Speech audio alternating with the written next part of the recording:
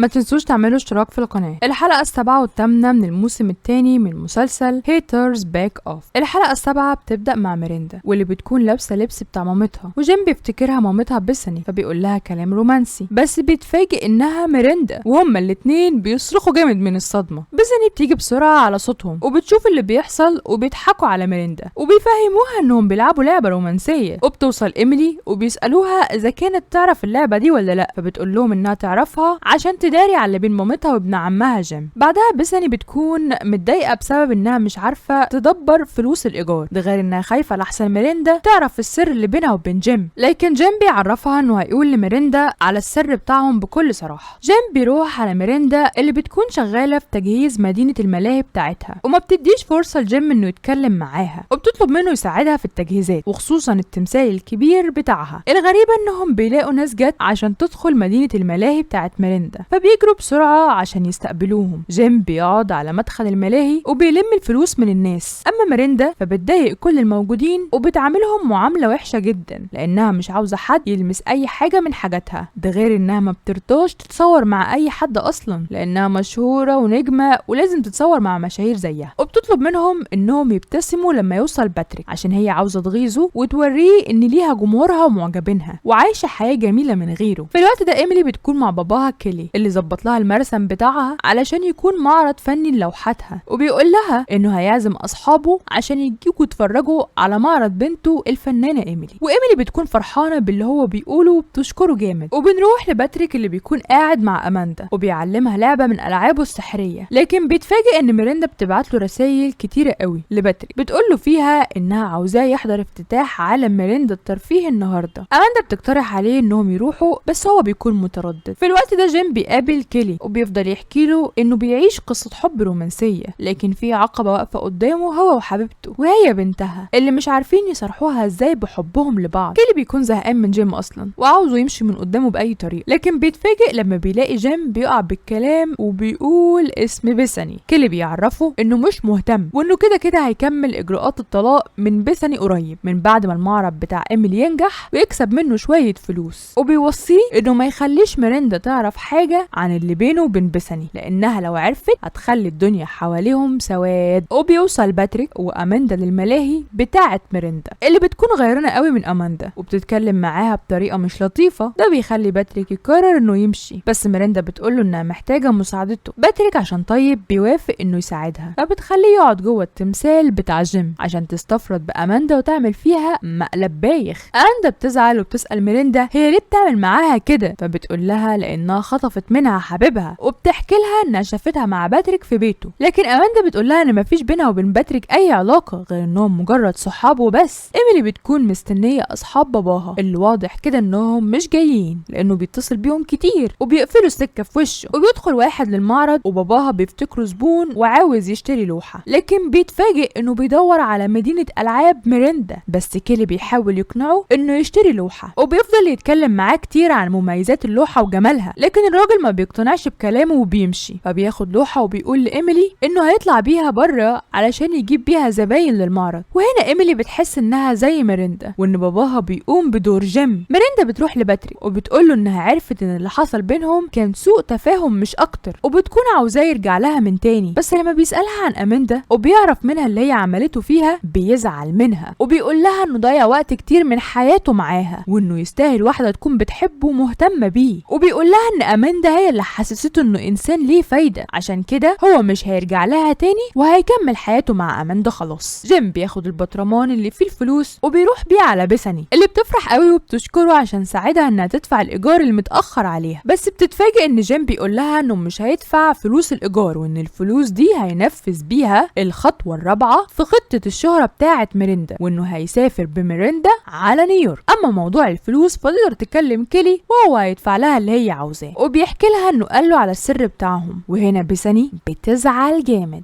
لان كيلي ما بيتبلش في بقه فوله وممكن يحكي لميريندا على السر بتاعهم، وبتقرر انها تروح تحكي لها هي بنفسها عشان تخفف عليها الصدمه وتحاول تعمل كنترول على رد فعلها. بيساني بتروح لميريندا اللي بتكون زعلانه من اللي حصل بينها وبين باتريك وبترمي نفسها في حضنها وبتعيط، وبيوصل جيم وبيكون فاكرها بتعيط عشان عرفت السر بتاعه، فبيواسيها وبيقول لها ان اللي بينه وبين مامتها شيء عادي ومفيش داعي للحزن ده كله. ميريندا بتتفاجئ من كلامه فبيكمل لها الحكايه كلها، بيفضح نفسه وبيعرفها انهم مش هيسافروا على نيويورك وانهم هيدفعوا فلوس الايجار بتاع البيت الاول. ميريندا بتزعل جامد وبتسيبهم وبتمشي، وبيشوفها باباها وبيروح لها على اوضتها وبيضحك عليها وبيقول لها انه زعلان قوي من اللي عمله جيم وبيساني، وبيقول لها انه اقتنع اخيرا انها موهوبه وفنانه مشهوره، ده غير انه بيعرفها انه هيسافر بيها على نيويورك. ميريندا بتصدق كلام باباها وبتوافق على طول، فبياخدها وبياخد برطمان الفلوس وبيمشي، وبتشوفهم ايميلي وبتشوف اللوحه بتاعتها مرميه على الارض، وبتعرف ان باباها بتاع مصلحته ما بيهموش حد غير نفسه، وبتسمع صوت خبطه جامده في المعرض بتاعها، وبتلاقي وش التمثال بتاع ميريندا خرم السقف بتاع المعرض. بتبدا الحلقه مع ميريندا وباباها كيلي فوق سطح برج من الابراج في نيويورك. ميريندا بتعمل فيديو ترحيب بالمعجبين بتوعها اللي من سكان نيويورك، وبتقول لهم فيه انها مبسوطه قوي عشان هي موجوده في المدينه اللي هي بتحبها. كيلي ما بيكونش مقتنع باللي بتعمله ميريندا خالص، لكن مضطر انه يجاريها في اللي هي بتعمله لحد ما يقابلوا الراجل المشهور اللي بعت لها الدعوه للبرنامج بتاعه ويقبض الفلوس بعدها، هيشوف له صرفه فيها. في الوقت ده بيساني بتكون زعلانه من اللي عمله كيلي لانه خد الفلوس بتاعه الايجار والمهله قربت تخلص، وخايفه ومرعوبه من فكره الطرد من البيت،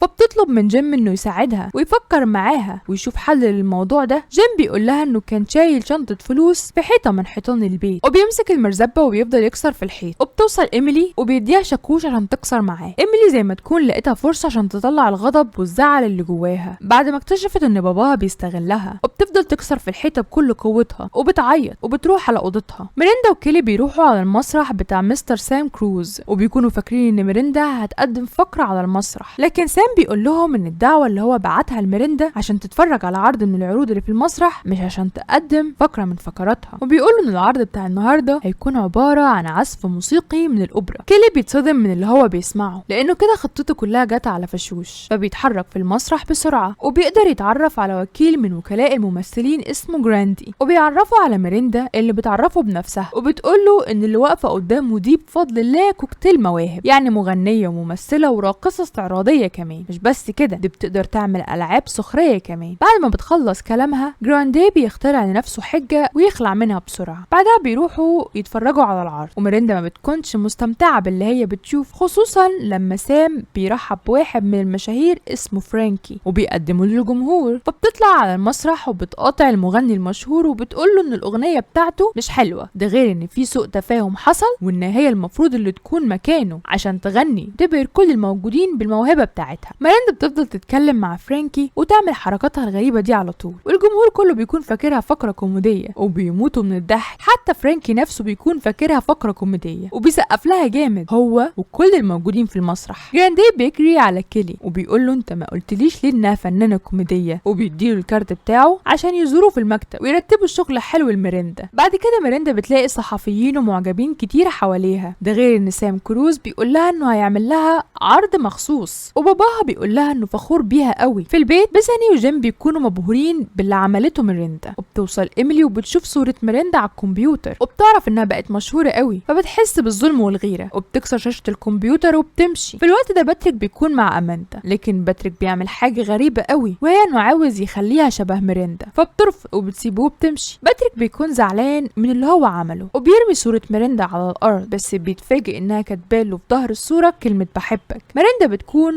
في مقابلة تلفزيونية بس ما بيعجبهاش ان المذيعة بتقول عليها فنانة كوميدية، فبتتخانق معاها وبيشوفها جراندي وبيعرف ان دي حقيقة ميريندا وانها مش بتمثل، فبيعرض عليها انه هيجيب ممثلة تاني تكون فيها شبه منها عشان يخلوا الجمهور يقتنع انها ممثلة كوميدية وان دي مش حقيقة شخصيتها، لكن ميريندا بترفض. ولما باباها بيحاول يقنعها انها توافق بتزعل منه وبتسيبه وبتمشي. ولما بيرجعوا على البيت ميريندا بتتفاجئ ان البيت فاضي وما فيهوش حد، وباباها بيقول لها انهم زهقوا منها ومن افعالها عليها وسابوها ومشيوا عشان هي ملهاش اي فايدة ولا اي قيمة عند اي حد، وبيقول لها انه ما بيحبهاش من وهي صغيرة لانها غبية وكل تصرفاتها غبية زيها. ميرندا بتعيط جامد وبتحبس نفسها في الدولاب، لكن جيم وبيساني وايميلي بيواسوها. جيم ما بيعجبوش اللي كيلي بيعمله مع ميرندا، وبيقول له انه زي ما هو خد فلوسهم هو باع العربية بتاعته سدد بيها فلوس الايجار، وبيضربه وبيطرده بره البيت. ميرندا بتسمع صوت العجلة بتاعت باتريك وبتجري عليه وبتحضنه جامد، وباتريك بيطلب منها الجواز وهي بتوافق. بعدها كلهم بيتجمعوا قدام التلفزيون وبيشوفوا واحدة شبه ميرندا بتقول انها هي اللي بتعمل دور ميرندا النجمة المشهورة بتاعت اليوتيوب، وميرندا بتتفاجئ وبتتخض